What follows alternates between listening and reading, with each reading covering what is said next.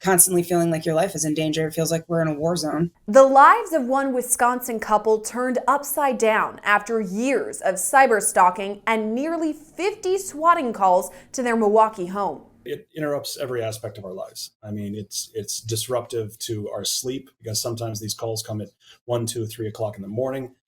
Sometimes they come at 7 o'clock in the morning, and sometimes it comes in the afternoon when we're actively working. For more than a year, Patrick Tomlinson and Nikki Robinson say they've been victimized by people making dozens of false 911 reports or swatting calls, which eventually led to a SWAT response. Their home security cameras have caught numerous incidents on video, showing Milwaukee officials storming the couple's front porch with guns drawn. It all started, Tomlinson says, because of a tweet. In September of 2018, I tweeted out to my modest-sized Twitter following that I had never personally found the comedian Norm Macdonald very funny. And that at the time, which was, for the kind of tweets that I put out, they're usually skew much more political and activist. This was a pretty milquetoast tweet as far as I was concerned. However, you have to remember that in the context at the time, I mean, Norm was still alive. He was healthy. No one knew anything was wrong with him. He was still working. But he was in a bit of a public relations debacle because he was speaking out in support of his friends and colleagues against cancel culture. But Tomlinson said Norm Macdonald was quickly eliminated from the conversation.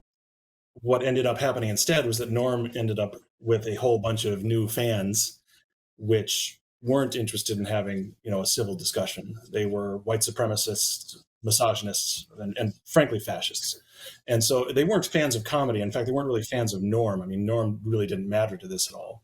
What they were fans of was white supremacy. Instead, Tomlinson says he became the obsession of online trolls with a very specific goal. And that tweet alone, all by itself, was enough for this group to decide that I was going to be their next clinically obsessed target.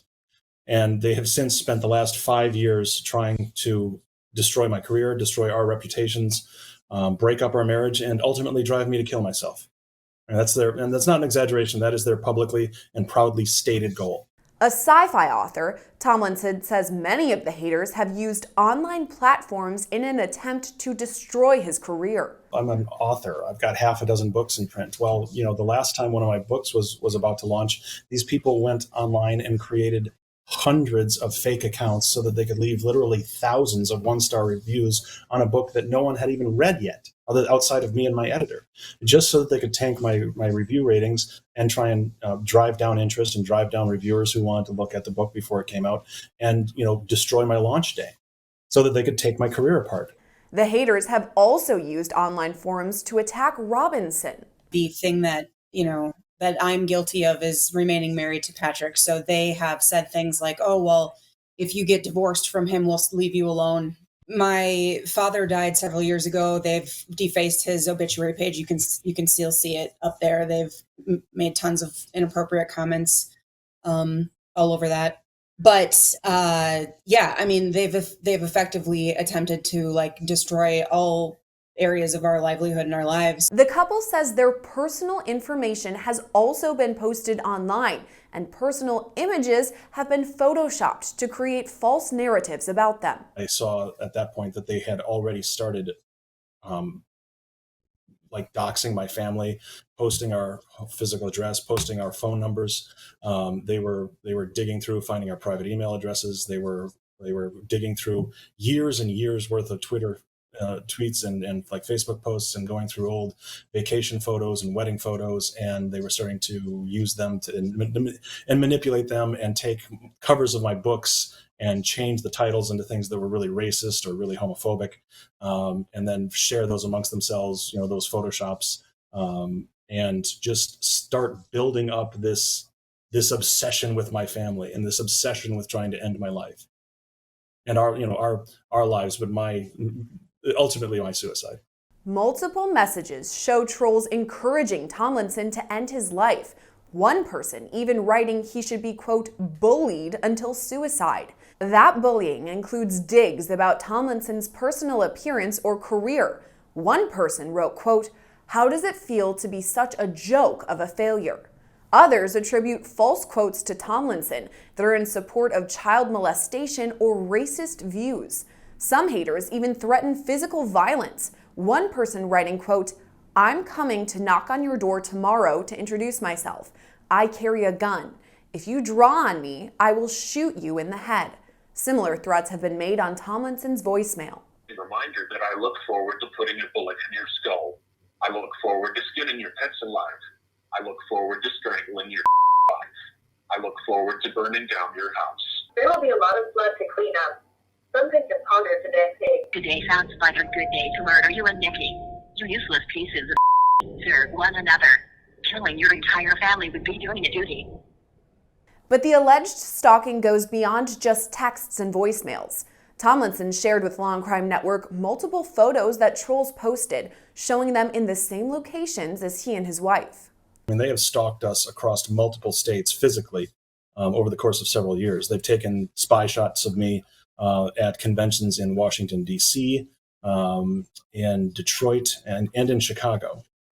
They've come here and filmed themselves trespassing on our property and vandalizing our property for the last 2.5 years, something like that. Tomlinson says the swatting really ramped up last summer. But the swatting started, like I said, almost exactly a year ago, after they'd been after us every day for 4 years and had not managed to destroy us, had not managed to break up our marriage, and hadn't managed to get me to kill myself. So they decided to bring in the police to try and get them to murder us for them. Home security video shows multiple occasions when officers stormed the couple's home, even putting Tomlinson in handcuffs at one point. Shut up! What? I said no! Yes. Okay, but I'm showing you respect. No, you were not. You have not. No. No. Turn around. No. Hands behind your back. Put your hands behind your back. That's enough. Good. The second time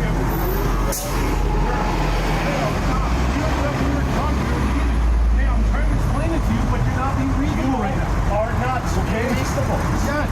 You came up here telling me you're not. But sir, I'm not the one that. Stop. Just stop. Your hands off. You are not trying. You are putting me under false arrest right now. False arrest. You are putting me under false arrest right now. If you get all of your hands off of me. Relax. Get all of your hands off. You put those cuffs on, it's going to be $1 million lawsuit. Please listen. Get your hands off. Relax. Yes. Yes. I don't know. Sir, let me explain this, sir. There's no explain. You just let me explain. There's no. I just want to talk. That's all. You wanted to talk. Assault rifles in my house again. I didn't bring them. Okay? You have to understand. No. I understand everything. You guys, this has been going on for 9 months. You're still bringing assault rifles to my house. You're still traumatizing my wife. The police are not quiet when they arrive at your house. They pound on your door. And then I've had to look at my security cameras to make sure that it is in fact the police, because I don't know who's actually coming to my house to try to kill me. It could be one of these crazy people. So I have to check the security cameras and then come down with my hands up and make sure that they can see that the house has been searched numerous times. And I mean, with several times the police, basically forcing their way into the house, because when the police already knew that it was a fake call, they were still showing up and attempting to do these full sweeps of our house. And you can imagine after so many times, it's exhausting. It's absolutely, practically a full-time job to deal with all of this. The couple says first responders haven't offered many solutions to this ongoing issue. We've had ongoing discussions. Every time the police came out, we asked them for a solution. We said, can we give you a code word? Another example would be like, if the call's coming from our actual phones, maybe that is an indication it's a real call. Something. We were looking for any kind of solution. Can you give us a number to call? And every single time it was, well, we're working. Well, for a while, they weren't working on anything. They said, well, have you just thought of moving? Yeah, as if moving doesn't cost tens of thousands of dollars, and these people wouldn't just dox our new home address immediately. Yeah, it's not a solution. And we can't move because, then we have to establish new relationship with a new police department. We have no idea if they're going to have swatting policies and training in place, which every police department should have policies, procedures, and training around swatting. It is inexcusable. Law&Crime Network reached out to the Milwaukee Police Department about the incidents. They confirmed officers have visited Tomlinson and Robinson's home nearly 50 times. They also said the investigation is ongoing. Beyond just personal swatting instances, Tomlinson says his haters are also responsible for multiple bomb scares. Last December the 10th, there was a Patti LaBelle concert here in Milwaukee at the Riverside Theater. She was only 2 or 3 songs into her set when she was rushed off the stage, and then her band or musicians were escorted out. 2,000 people in attendance were evacuated. 6 city blocks of downtown Milwaukee on a Saturday night were shut down, and this was all due to a bomb threat.